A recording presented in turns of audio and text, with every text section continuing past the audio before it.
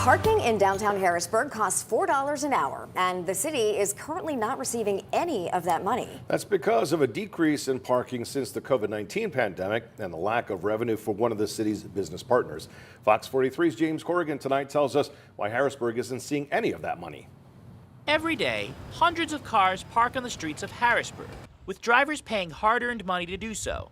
But the amount of that money going directly to the city is zero. We were supposed to receive $2.5 million in 2023 and $2.6 million this year, but we haven't received that. City spokesperson Matt Maisel says those payments were set to come from parking operator SP Plus and parking manager Trimont, which took over Harrisburg's parking operation in 2013.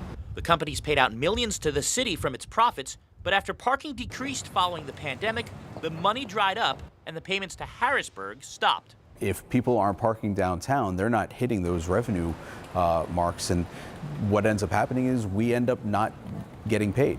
That tax revenue continues to come in, but not the direct payments. The loss of revenue has hurt SP Plus and Trident, which is planning to propose ticket fee and meter increases.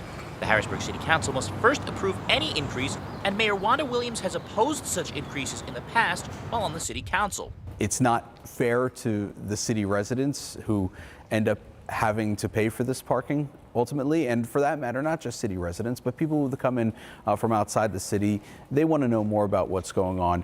While the city says there's been a lack of transparency from SP Plus, they say they've received no lack of additional revenue. Maisel says that partially comes from an increase in earned income tax revenue and has more than offset the money that hasn't come from parking.